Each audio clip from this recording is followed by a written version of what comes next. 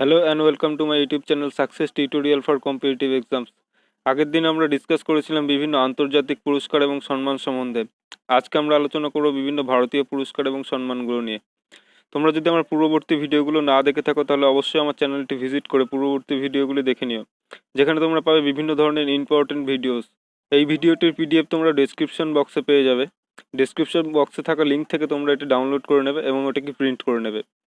তো শুরু করা যাক আজকে আমাদের ক্লাস। তো আজকে আমরা পড়বো যেটা বললাম যে ভারতীয় পুরস্কার এবং সম্মান। এই ভারতীয় পুরস্কার এবং সম্মানগুলির উল্লেখযোগ্য দুটি ক্যাটাগরি হলো, একটি হলো গ্যালেন্ট্রি অ্যাওয়ার্ড এবং একটি হলো সিভিলিয়ান অ্যাওয়ার্ড। এই গ্যালেন্ট্রি অ্যাওয়ার্ডগুলোর মধ্যে চারটি অ্যাওয়ার্ড আমরা পড়ে থাকবো। একটি হলো পরমবীর চক্র, দ্বিতীয় মহাবীর চক্র, তৃতীয় বীর চক্র এবং চতুর্থ হলো অশোক চক্র। এবং সিভিলিয়ান অ্যাওয়ার্ডগুলির মধ্যে ভারতরত্ন, পদ্মবিভূষণ, পদ্মভূষণ এবং পদ্মশ্রী। তো গ্যালেন্ট্রি অ্যাওয়ার্ডের প্রথম যেটি আমরা পড়বো সেটি হলো পরমবীর চক্র। পরমবীর চক্র এটি হলো সর্বোচ্চ সামরিক পুরস্কার এবং শত্রুর উপস্থিতিতে লক্ষণীয় সাহসিকতার প্রদর্শনের জন্য এই পুরস্কারটি দেওয়া হয়ে থাকে। এবং পুরস্কার স্বরূপ দেওয়া হয় একটি মেডেল, এবং যেই মেডেলটিতে ইন্দ্রের বর্জ্যের একটি ছবি আঁকা থাকে। এবং এই সমস্ত গ্যালেন্ট্রি অ্যাওয়ার্ডগুলোই 1950 সাল থেকে দেওয়া হয়। পরবর্তীতে আমরা দেখে নেব মহাবীর চক্র। মহাবীর চক্র হলো শত্রুর বিরুদ্ধে অসাধারণ বীরত্বের জন্য এই পুরস্কার দেওয়া হয়। এটি হলো দ্বিতীয় সর্বোচ্চ সামরিক পুরস্কার। তাহলে প্রথম পুরস্কারটি হলো পরমবীর চক্র, যেটি হলো সর্বোচ্চ সামরিক পুরস্কার, এবং মহাবীর চক্র হলো দ্বিতীয় সর্বোচ্চ সামরিক পুরস্কার। পরবর্তীতে আমরা দেখব বীর চক্র। বীর চক্র হলো যুদ্ধক্ষেত্রে অর্থাৎ শত্রুর বিরুদ্ধে বীরত্বের জন্য দেওয়া হয়। এবং চতুর্থতে দেখে নেব অশোক চক্র। অশোক চক্র হলো যুদ্ধক্ষেত্র ছাড়া অন্যান্য সমস্ত ক্ষেত্রে অসাধারণ সাহসিকতার জন্য এই পুরস্কারটি দেওয়া হয়ে থাকে।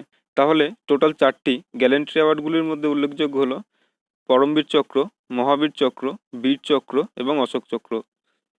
পরবর্তীতে আমরা দেখে নেব বিভিন্ন সিভিলিয়ান অ্যাওয়ার্ডসগুলি সম্বন্ধে। আমি একটু আগেই বললাম তোমাদের সিভিলিয়ান অ্যাওয়ার্ডসগুলির মধ্যে চারটি উল্লেখযোগ্য হলো ভারতরত্ন, পদ্মবিভূষণ, পদ্মশ্রী এবং পদ্মভূষণ। এগুলি পরপর পড়বে তোমরা। সবার প্রথমে আমরা পড়ব ভারতরত্ন।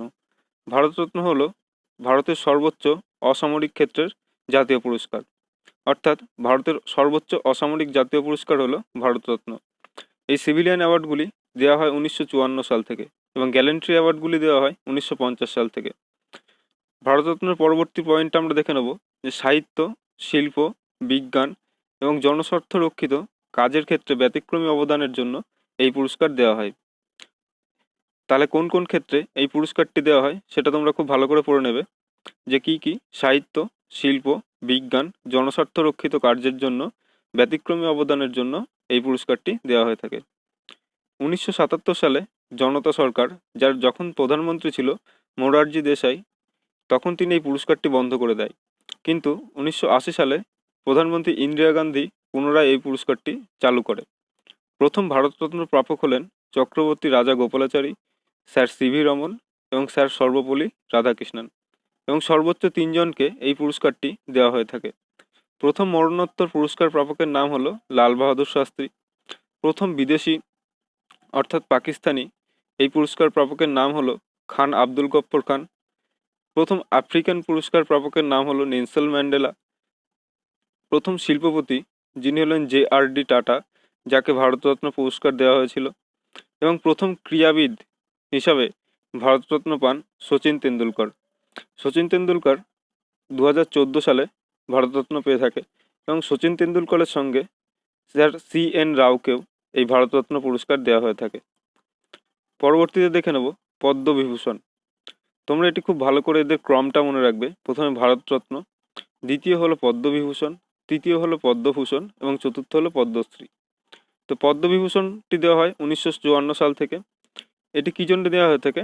বিভিন্ন ক্ষেত্রে উল্লেখযোগ্য অবদানের জন্য এই পুরস্কারটি দেওয়া হয়, এবং এটি হলো দ্বিতীয় সর্বোচ্চ জাতীয় পুরস্কার। তৃতীয় সর্বোচ্চ জাতীয় পুরস্কার হলো পদ্মভূষণ, এবং চতুর্থ সর্বোচ্চ জাতীয় পুরস্কার হলো পদ্মশ্রী। তো পদ্মভূষণ হলো বিভিন্ন ক্ষেত্রে উল্লেখযোগ্য অবদানের জন্য দেওয়া হয়। এটি হলো ভারতের তৃতীয় সর্বোচ্চ জাতীয় পুরস্কার, এবং চতুর্থ সর্বোচ্চ জাতীয় পুরস্কার হলো পদ্মশ্রী। তো তোমরা এটা বারবার বলছি, পরপর এটাই মনে রাখবে: ভারতরত্ন, পদ্মবিভূষণ, পদ্মভূষণ এবং পদ্মশ্রী। পরবর্তীতে আমরা দেখে নেব কলিঙ্গ পুরস্কার। এই কলিঙ্গ পুরস্কার 1952 সাল থেকে দেওয়া হয় এবং উড়িষ্যার কলিঙ্গ ফাউন্ডেশন ট্রাস্টের সভাপতি বিজু পটনায়কের পুরস্কার প্রতিষ্ঠাতা। অর্থাৎ এই পুরস্কার প্রতিষ্ঠাতা হলেন উড়িষ্যার কলিঙ্গ ফাউন্ডেশন ট্রাস্টের সভাপতি বিজু পটনায়ক। এটি কোন ক্ষেত্রে দেওয়া হয় না, বিজ্ঞানকে জনমানবে জনপ্রিয় করার জন্য এই পুরস্কার দেওয়া হয়ে থাকে। এবং খুব ইম্পর্টেন্টলি এটা মনে রাখবে যে ইউনেস্কো দ্বারা এই পুরস্কারটি প্রতি বছর প্রদান করে, অর্থাৎ ইউনেস্কো প্রতি বছর এই পুরস্কারটি দিয়ে থাকে। পরবর্তীতে দেখব অর্জুন পুরস্কার। অর্জুন পুরস্কার দেওয়া হয় 1961 সাল থেকে এবং অর্জুন পুরস্কার দেওয়া হয়ে থাকে বিগত 4 বছরে ক্রীড়াক্ষেত্রে উল্লেখযোগ্য অবদানের জন্য। পরবর্তীতে আমরা দেখব ভারতীয় জ্ঞানপীঠ পুরস্কার।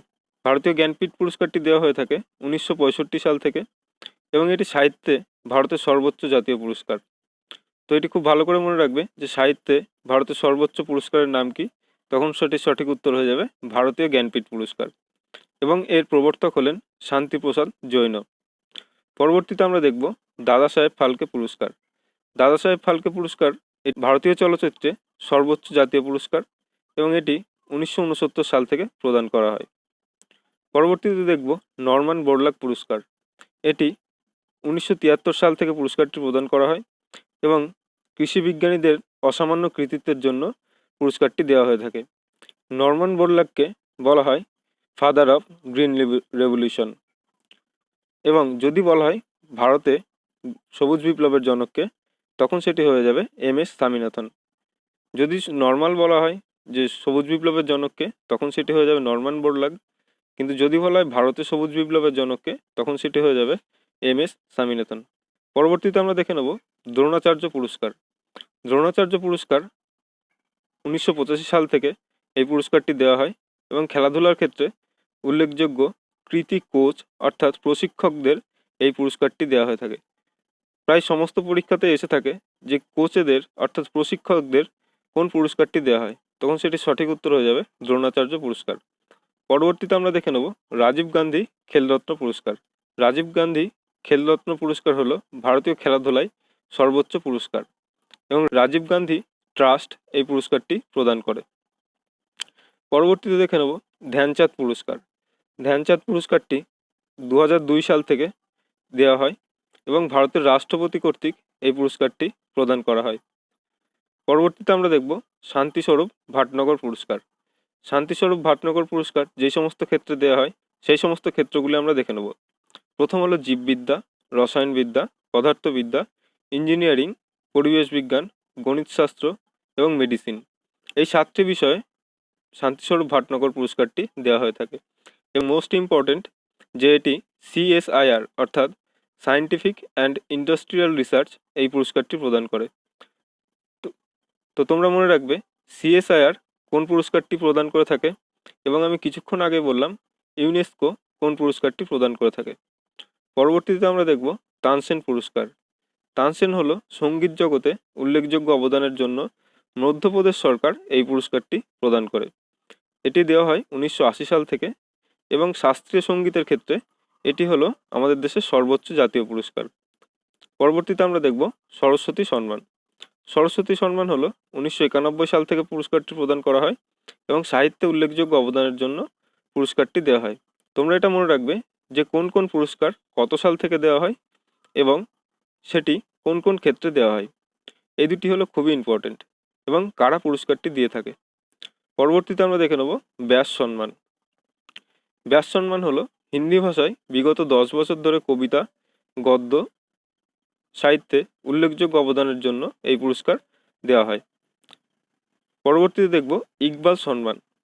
ইকবাল সম্মান হলো উর্দু সাহিত্যের জন্য দেওয়া হয়ে থাকে, অর্থাৎ উর্দু সাহিত্যে অসামান্য কৃতিত্বের জন্য ইকবাল পুরস্কার দেওয়া হয়। এবং CK নাইডু পুরস্কার।